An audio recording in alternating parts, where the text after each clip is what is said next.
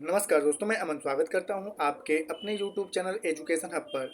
यह आधुनिक भारत के इतिहास के प्रश्नोत्तर का पहला सीरीज है। इसमें हम उन प्रश्नों को लेकर आए हैं जो विभिन्न सारे एग्जामों में पूछे गए हैं और जिन्हें आगे पूछे जाने की संभावना भी है। तो चलिए शुरू करते हैं बिना किसी देरी के। तो यहाँ पे पहला प्रश्न पूछा गया है कि मुंगेर निम्नलिखित में से किसकी राजधानी थी? मीर कासिम की, कुंवर सिंह की या सिराजुद्दौला की या बिरसा मुंडा की? तो यहाँ पे बात करते हैं मुंगेर जो थी वह मीर कासिम की राजधानी थी। तो सही आंसर होता है ए। अब यहाँ पे इसके बारे में जानते हैं कि रॉबर्ट क्लाइव के हाथों की कठपुतली नवाब मीर जाफर को अंग्रेजों ने साल 1760 में साल 1760 में हटाकर उसके दामाद मीर कासिम को क्या कर दिया था? बंगाल का नवाब बना दिया था। मीर कासिम ने अपनी राजधानी जो है वह मुर्शिदाबाद से बदलकर मुंगेर, जो कि उस समय मुंगेर को जो था वह मुगदलपुर कहा भी जाता था। तो इसने मुर्शिदाबाद से बदलकर राजधानी मुंगेर कर दिया और इसका पुराना नाम जो आता था मुगदलपुर आता था। मीर कासिम ने मुंगेर में गोला बारूद के कारखानों की स्थापना की और इतिहासकारों ने मीर जाफर को क्लाइव का लोमड़ी भी कहा था। तो यहाँ पे मीर कासिम है, ठीक है, कि अपनी राजधानी मुंगेर किसने, या तो इसको ऐसे पूछ देता है कि किस बंगाल के नवाब ने मुर्शिदाबाद से अपनी राजधानी मुंगेर को स्थापित करी थी? तो मीर कासिम था। कब? 1760 के दौरान। बढ़ते हैं अगले क्वेश्चन की तरफ। तो अगला क्वेश्चन है कि बक्सर का युद्ध किस किस के बीच हुआ था? मीर कासिम और अंग्रेजों के बीच, या अंग्रेज और सिराजुद्दौला के बीच, या अंग्रेज और कुंवर सिंह के बीच, या इनमें से कोई नहीं? तो बक्सर की युद्ध की बात किया जाए तो सबसे पहले ये जान लेते हैं कि बक्सर का युद्ध जो था मीर कासिम और अंग्रेजों के बीच में हुआ था। तो सही आंसर होता है ए। अब यहाँ बात करते हैं कि इस युद्ध में अंग्रेजों की जीत हुई थी, जिसमें अंग्रेजों का नेतृत्वकर्ता हेक्टर मुनरो था। हेक्टर मुनरो जो था अंग्रेजों का नेतृत्व करता था। बक्सर की लड़ाई की पृष्ठभूमि ईस्ट इंडिया कंपनी के अंग्रेजों अधिकारियों और नवाब मीर कासिम के बीच व्यापारी चुंगी के संबंध में मतभेद होने के कारण हुआ था। बक्सर के युद्ध में बंगाल का निष्कासित नवाब मीर कासिम, अवध के नवाब शुजाउद्दौला और मुगल बादशाह शाह आलम द्वितीय के संयुक्त सेना को अंग्रेजों के साथ उन्होंने क्या किया था? पराजित किया था। तो ये पूछा जाता है कि बक्सर के युद्ध में कौन कौन लोग थे? तो अंग्रेज थे। और अंग्रेजों के अगेंस्ट कौन कौन थे? तो मीर कासिम था और अवध का नवाब शुजाउद्दौला था और मुगल बादशाह शाह आलम द्वितीय था। बक्सर के युद्ध के बाद इलाहाबाद की संधि होती है और अंग्रेजों को बिहार, बंगाल और उड़ीसा का दीवानी भी दे दिया जाता है। अब यहाँ पे होता है कि बक्सर का युद्ध हुआ कब था? तो साल 1764 में बक्सर का युद्ध हुआ और उसके बाद साल 1765 में इलाहाबाद की संधि होती है बक्सर के युद्ध में, ठीक है, अंग्रेजों की जीत होती है। और जो त्रिगुट सेना थी जिसमें मीर कासिम था और शुजाउद्दौला था और शाह आलम द्वितीय था, इन लोगों की पराजय होती है। और इलाहाबाद की संधि के द्वारा क्या होता है कि यहाँ पर बंगाल, उड़ीसा और बिहार की दीवानी जो था वह अंग्रेजों को दे दिया जाता है। अगला प्रश्न है कि भारत का व्यापारिक संबंध सबसे पहले किस यूरोपीय देश के साथ स्थापित हुआ था? पुर्तगाल के साथ, इंग्लैंड के साथ, स्विट्जरलैंड के साथ या फ्रांस के साथ? तो यहाँ पर जानते हैं कि भारत का व्यापारिक संबंध सबसे पहले जो था वह पुर्तगालियों के साथ होता है, क्योंकि भारत आने वाली पहली जो यूरोपीय कंपनी थी वह पुर्तगाली थे, ठीक है। तो यहाँ पे सही आंसर होता है ए। अब यहाँ पे होता है कि पुर्तगालियों ने अपनी पहली व्यापारिक कोठी कोचीन में साल 1503 में खोली थी। 1503 में कोचीन में खोली थी पहली कोठी। और 17 मई साल 1498 को वास्को डिगामा ने भारत के पश्चिमी तट में स्थित कालीकट बंदरगाह पहुंचकर भारत और यूरोप के बीच एक नए ज्योग्राफिकल यानी कि भौगोलिक मार्ग की खोज करी। भारत से जाने वाले अंतिम यूरोपीय कंपनी भी पुर्तगाली थे। तो आपसे ये पूछा जा सकता है कि भारत सबसे पहले आए कौन? तो पुर्तगाली। और भारत से सबसे अंत में जाने वाली जो पुर्तगाली कंपनी को मतलब यूरोपीय कंपनी कौन थी? तो भारत में सबसे पहले पुर्तगाली आते हैं और भारत से सबसे अंत में पुर्तगाली ही जाते हैं। पुर्तगाली कंपनियों के पतन का महत्वपूर्ण कारण था कि उनका कार्टेज व्यवस्था और धार्मिक कट्टरता। पुर्तगालियों ने भारत में तंबाकू, आलू, मक्का आदि की खेती करना प्रारंभ किया। पुर्तगाली गवर्नरों में महानतम गवर्नर जो था वह अल्फांसो डी अल्बुकर्क था। तो ये पूछा जाता है अल्फांसो डी अल्बुकर्क, ये पुर्तगाली गवर्नरों में सबसे महान गवर्नर था। बढ़ते हैं अगले क्वेश्चन की तरफ। तो अगला क्वेश्चन है कि अंग्रेजों का सुनहरा फरमान कब प्रदान किया गया था? साल 1611 ईस्वी में, या साल 1632 ईस्वी में, या साल 1717 ईस्वी में, या साल 1765 ईस्वी में? तो यहाँ पे होता है कि अंग्रेजों को जो सुनहरा फरमान था वह साल 1632 ईस्वी में, ठीक है, प्रदान किया गया था। 1632 ईस्वी में गोलकुंडा के सुल्तान ने अंग्रेजों को एक सुनहरा फरमान दिया और इस सुनहरे फरमान के अनुसार 500 पैगोड़ा सालाना देने पर उन्होंने गोलकुंडा राज्य के बंदरगाहों में स्वतंत्रता पूर्वक व्यापार करने की अनुमति दे दी।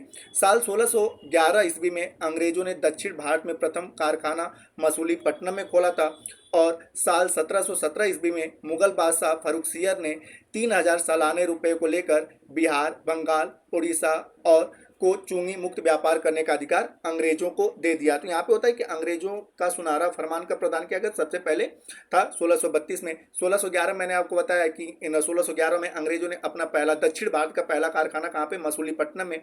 और साल 1717 में मुगल बादशाह ने 3000 रुपये जो था वो सालाना लेकर बिहार, बंगाल और उड़ीसा से व्यापार मतलब कि चुंगी मुक्त व्यापार का अधिकार किसको दे दिया? अंग्रेजों को दे दिया। तो यहाँ पे सही आंसर होता है आपका बी। अगला प्रश्न है कि पुर्तगालियों ने गोवा पर अधिकार कब किया? साल 1500 ईस्वी में, या 1510 ईस्वी में, या 1508 ईस्वी में, या 1512 ईस्वी में? तो यहाँ पे है कि पुर्तगालियों ने गोवा पर अपना पहला अधिकार जो था वह साल 1510 ईस्वी में किया था। तो सही आंसर होता है बी। अब यहाँ पे जानते हैं गोवा पुर्तगालियों का एक उपनिवेश था। पुर्तगालियों ने गोवा पर लगभग 450 सालों तक जो था शासन किया था। 450 वर्षों तक इन्होंने शासन किया। पुर्तगालियों ने गोवा जो है साल 1961 में, ठीक है, क्या किया था? मुक्त किया था। मतलब आपने पता है कि अंग्रेज भारत 1947 से ही आज़ाद हो जाते हैं, ठीक है, लेकिन सब जैसे कि मैंने पहले बताया कि भारत आने वाली पहली यूरोपीय कंपनी कौन थी? पुर्तगीज थी। और सबसे लास्ट में भी कौन जाते हैं? पुर्तगीज जाते हैं। कब? साल 1961 में। अब यहाँ पर होता है कि पुर्तगालियों के भारत के महानतम गवर्नर अल्फांसो डी अल्बुकर्क था। अल्बुकर्क जो था वह 1510 ईस्वी में गोवा को यूसुफ आदिल शाह से छीन लिया। तो अब ये होता है कि जो गोवा का शासक कौन था? तो यूसुफ आदिल शाह था।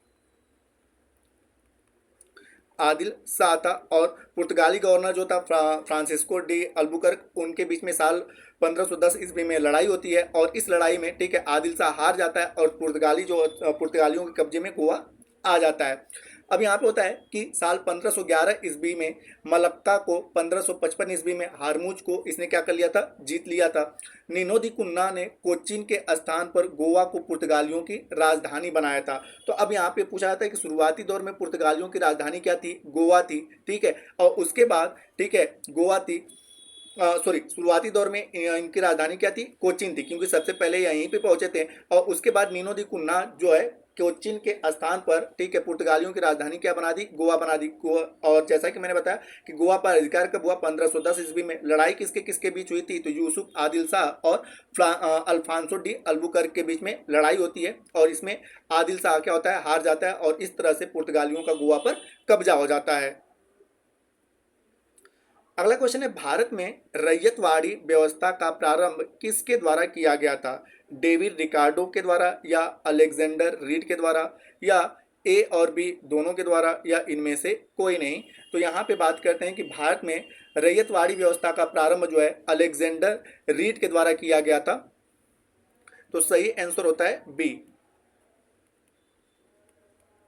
अब यहाँ पे जानते हैं कि रैयतवाड़ी प्रणाली जो था साल 1792 ईस्वी में 12 महल क्षेत्र में सबसे पहले लागू किया गया था। 12 महल क्षेत्र में लागू किया गया था। वास्तविक अर्थों में जो था कि रैयतवाड़ी प्रणाली 1820 ईस्वी को मद्रास में सर टॉमस मुनरो के द्वारा, ठीक है, कहाँ पर? मद्रास में लागू किया गया। ये वास्तविक था, लेकिन इसकी शुरुआत कब हो गई थी? 1792 ईस्वी में ही हो गई थी, ठीक है, अलेक्जेंडर रीड के द्वारा। और इसकी वास्तविक रूप 1820 में टॉमस मुनरो के द्वारा मद्रास में शुरू की गई। तो ज़्यादातर आप लोग नाम सुनते हैं मद्रास का ही कि रैयतवाड़ी व्यवस्था की शुरुआत किसने? टॉमस मुनरो ने मद्रास में की थी। परंतु अगर टॉमस मुनरो न रहे तो यहाँ पे अलेक्जेंडर रीड को हम सही कर सकते हैं। अब यहाँ पे अगर अन्य की बात किया जाए तो यहाँ पर अगर आपसे पूछा जाए कि रैयतवाड़ी व्यवस्था का जनक किसे माना जाता है, तो टॉमस मुनरो को ही माना जाता है। साथ ही साथ अगर आपसे पूछा जाए कि माहलवाड़ी व्यवस्था का जनक किसे माना जाता है, तो माहलवाड़ी व्यवस्था का जनक जो है वह हाल्ट मैकेंजी को माना जाता है। और डेविड रिकार्डो ने रेट थ्योरी यानी कि लगान व्यवस्था, जो हम लोग लगान सुनते हैं ना, तो लगान व्यवस्था की शुरुआत किसने की थी, तो डेविड रिकार्डो ने करी थी। अगला प्रश्न है, निम्न में से कौन सा भारत आने वाला पहला अंग्रेज जहाज था, एलिजाबेथ, बंगाल या रेड ड्रैगन या मेल फ्लावर। तो यहाँ पर जो है कि भारत आने वाला पहला अंग्रेज जो जहाज था उसका नाम था रेड ड्रैगन। तो सही आंसर होता है सी। अब यहाँ पे जानते हैं, अक्टूबर साल 1619 में, अक्टूबर साल 1619 में एक डच जहाजी बेड़े ने रेड ड्रैगन पर हमला करके उसे नष्ट कर दिया। रेड ड्रैगन जहाज स्वापल्ली के युद्ध में 1600, स्वापल्ली का युद्ध कब हुआ था, 1612 में। तो रेड ड्रैगन जहाज जो था स्वापल्ली का युद्ध जो कि 1612 में भी इसका प्रयोग किया गया था। विलियम हॉकिंस जो था साल 1608 में हेक्टर नामक जहाज से आया था। तो अब यहाँ पे ये पूछा जाए, ठीक है, कि इनमें से पूछा है तो इनमें से सबसे पहले कौन था, तो आपका रेड ड्रैगन। लेकिन सबसे पहले तो हेक्टर नामक जहाज से कौन आया था, विलियम हॉकिंस। उस समय आपने पता है कि भारत में मुगल बादशाह जहांगीर का शासनकाल हुआ करता था। तो यहाँ पे दिए गए प्रश्न के अनुसार सही आंसर होता है सी, क्योंकि इनमें से जो है वह रेड ड्रैगन सबसे पहले आया था। लेकिन इससे पहले विलियम हॉकिंस जो था हेक्टर नामक जहाज का प्रयोग किया था और जहांगीर के दरबार में आकर मिला था। अगला प्रश्न है कि वास्को डी गामा भारत कब आया था, साल 1498 में या 1555 में या 1598 में या 1652 ईस्वी में। तो वास्को डी गामा की अगर बात की जाए तो वास्को डी गामा जो था भारत साल 1498 ईस्वी में आया था। तो सही आंसर होता है ए। अब यहाँ पे बात करते हैं कि सर्वप्रथम 1498 में वास्को डी गामा नामक पुर्तगाली नाविक उत्तम आशा अंतरिक्ष का चक्कर काटते हुए, अब यहाँ पे आशा केप ऑफ गुड होप जो है, आप साउथ अफ्रीका को देखते हैं तो यहाँ पे केप ऑफ गुड होप होता है और इसका चक्कर लगाते हुए यहाँ पे भारत आपको मिलेगा। तो यहाँ 1498 में भारत में केरल के कालीकट के तट पर पहुंचा था। वास्को डी गामा जो भारत था दूसरी बार कब आया, तो 1502 ईस्वी में भारत यह दूसरी बार आया। वास्को डी गामा ने कालीकट के राजा से व्यापार का अधिकार प्राप्त किया, जिसका अरबी व्यापारियों ने विरोध किया और विरोध का कारण आर्थिक हित था। वास्को डी गामा जिस मामले को लेकर वापस स्वदेश लौटा वह पूरी यात्रा की कीमत से, ठीक है, मतलब जिन मसालों को लेकर, ठीक है, यह लौटा था। भारत ये लोग मसालों का व्यापार करने के लिए आते थे, तो जिन मसालों को लेकर यहाँ से अपने स्वदेश लौटा, यानी कि यूरोप यानी कि पुर्तगाल लौटा, उनके द्वारा वह जितनी भी रकम लाया था उससे 60 गुना अधिक पैसा क्या किया था, वह कमाया था। तो ये सारी चीज़ें, तो यह पहली बार 1498 में आया था, दूसरी बार 1502 में आता है, और जैसा कि आपने पता है कि इसकी मृत्यु भी भारत में ही हो जाती है। और इसकी मृत्यु कब हुई थी, 1524 ईस्वी में इसकी मृत्यु वहीं पे भारत में हुई थी, ठीक है, कोच्चि में हुई थी। और किस रोग के कारण, तो मलेरिया रोग के कारण इसकी मृत्यु भारत में हो जाती है और इसको भारत में ही दफनाया गया है। अगला क्वेश्चन है, निम्नलिखित में से कौन सी शर्त 1813 ईस्वी के चार्टर्ड एक्ट का अंग नहीं है। पहला कह रहा है कि ईस्ट इंडिया कंपनी को भारत से व्यापार अधिकार आंशिक रूप से समाप्त कर दिया गया। तो बिल्कुल सही है, आंशिक रूप से इसलिए क्योंकि यहाँ पे कहा गया था कि 1813 के चार्टर्ड एक्ट में कि जो है चीन और चाय के व्यापार का एकाधिकार अभी भी किसके साथ बना रहेगा, ईस्ट इंडिया कंपनी के साथ बना रहेगा, उसके अलावा सभी एकाधिकार को समाप्त कर दिया गया। तो इसलिए यहाँ पे आंशिक रूप से कहा गया है। दूसरा कह रहा है कि ईस्ट इंडिया कंपनी को भारत से व्यापारिक अधिकार पूर्ण रूप से समाप्त कर दिया गया। तो यह गलत है, क्योंकि भारत से व्यापारिक एकाधिकार पूर्ण रूप से 1833 के चार्टर्ड एक्ट से समाप्त किया गया था। तीसरा कह रहा है कि ब्रिटिश व्यापारियों को कुछ शर्तों के साथ भारत में निवास करने की स्वतंत्रता दे दी। तो ये भी सही है। और चौथा कह रहा है आपका कि चीन से कंपनी ने चाय व्यापार को सुरक्षित रखा। तो ये भी सही है। तो यहाँ पूछा गया कौन सा 1813 के चार्टर्ड एक्ट का अंग नहीं है, तो सही आंसर होता है आपका बी वाला, क्योंकि यहाँ पे पूर्ण अधिकार नहीं दिया गया था, आंशिक अधिकार दिया गया था। और पूर्ण अधिकार कब दिया गया, तो जैसा कि मैंने बताया कि पूर्ण अधिकार दिया गया था 1833 के चार्टर्ड एक्ट से। फिर वही क्वेश्चन है कि वास्को डी गामा भारत कब आया था, तो जैसा कि मैंने बताया कि साल 1498 में, ठीक है, 1498 में कब, तो 17 मई साल 1498 में यह पहली बार भारत आया। 1502 में यह दूसरी बार भारत आया। इसकी मृत्यु 1524 में कोच्चिन में हो गई। किस रोग के कारण हो गई, तो कोच्चिन में हुई थी। और किस रोग के कारण, तो मलेरिया के रोग के कारण से इसकी मृत्यु हो गई और इसको यहीं पर दफना दिया गया है, ठीक है। अगला क्वेश्चन है कि 1767 ईस्वी में बंगाल का सर्वेयर जनरल किसे नियुक्त किया गया था, मार्टिमर ड्यूरेंट को या जॉर्ज एवरेस्ट को या जेम्स प्रिंसेप को या जेम्स रैनेल को। तो यहाँ पे है कि 1767 में बंगाल का सर्वेयर जनरल जो था वह जेम्स रैनल को नियुक्त किया गया था। तो सही आंसर होता है डी। अब इसके बारे में जानते हैं कि साल 1767 से लेकर साल 1777 तक सर्वेयर जनरल के पद पर जो था जेम्स रैनल था।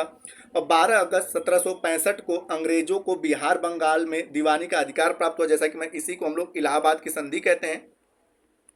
इलाहाबाद की संधि के द्वारा, जैसे कि 1765 में इलाहाबाद की संधि हुई, ठीक है। और यह संधि किसके कारण हुई थी? तो बक्सर का युद्ध जो 1764 में हुआ था, जिसमें अंग्रेजों की जीत हुई थी, इसी कारण से इलाहाबाद की संधि 1765 में होती है।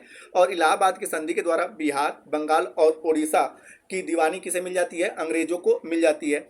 आगे की अगर बात करें तो मोहम्मद रजा को बंगाल और सिताब राय को बिहार में उप दीवान नियुक्त किया गया था। और यहीं पर, ठीक है, अस्थाई बंदोबस्त इसी के बाद, ठीक है, साल 1793 में भारत का गवर्नर जनरल बनता है लॉर्ड कॉर्नवालिस। और यह भारत में अस्थाई बंदोबस्त को क्या करता है? लागू करता है, अस्थाई बंदोबस्त को लागू करता है। तो ये सारे फैक्ट हैं। हालांकि पूछा गया है कि 1767 में बंगाल का सर्वेयर जनरल किसे नियुक्त किया गया? तो जेम्स रैनल को। अगला है कि श्रीरंगपट्टनम की संधि कब हुई थी? साल 1782 में या साल 1785 में या साल 1789 में या साल 1792 में?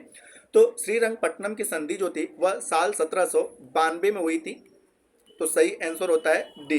अब इसके बारे में जानते हैं कि श्रीरंगपट्टनम की जो संधि थी टीपू सुल्तान और लॉर्ड कॉर्नवालिस के बीच हुआ था, ठीक है। टीपू सुल्तान और लॉर्ड कॉर्नवालिस के बीच हुआ था। और आपने पता है कि अंग्रेजों और टीपू सुल्तान के बीच में कुल 4 युद्ध होते हैं। तो चौथा, जिसको हम लोग आंग्ल मैसूर युद्ध कहते हैं, वह 1799 में होता है। और इसी युद्ध में टीपू सुल्तान मारा जाता है, ठीक है। इसी युद्ध में टीपू सुल्तान मारा जाता है। टीपू सुल्तान की जो राजधानी थी, जो साम्राज्य था, ठीक है, श्रीरंगपट्टनम था। और इसकी राजधानी क्या थी? मैसूर थी। तो यह फैक्ट भी आप याद रखिएगा कि टीपू सुल्तान की राजधानी क्या थी? मैसूर थी। अब यहाँ पे ये सारी चीजें हैं कि पूछा गया है कि श्रीरंगपट्टनम की संधि और यह कब हुई थी? तो तृतीय आंग्ल मराठा युद्ध के बाद, ठीक है। तृतीय आंग्ल मराठा जो युद्ध हुआ था, इसमें भी टीपू सुल्तान की हार हुई और जिसके तहत इसे श्रीरंगपट्टनम की संधि करनी पड़ी। और चतुर्थ आंग्ल मराठा युद्ध जो 1799 में हुआ, इसमें टीपू सुल्तान की मृत्यु हो जाती है। अगला है, टीपू सुल्तान की राजधानी कहाँ थी? मैसूर, श्रीरंगपट्टनम, विशाखापट्टनम या मछलीपट्टनम? तो जैसा कि मैंने बताया कि टीपू सुल्तान ने अपनी राजधानी जो थी, ठीक है, टीपू सुल्तान की राजधानी जो थी वह श्रीरंगपट्टनम थी। हैदर अली के द्वारा मैसूर साम्राज्य की स्थापना किया गया था। यह भी पूछा जाता है कि मैसूर साम्राज्य की स्थापना किसने किया था? तो हैदर अली ने। और हैदर अली ने कब किया था मैसूर साम्राज्य की स्थापना? तो साल 1761 में हैदर अली ने मैसूर साम्राज्य की स्थापना किया था। और मैसूर साम्राज्य की राजधानी क्या हुआ करती थी? श्रीरंगपट्टनम थी। और हैदर अली के बेटे का नाम क्या था? टीपू सुल्तान। टीपू सुल्तान।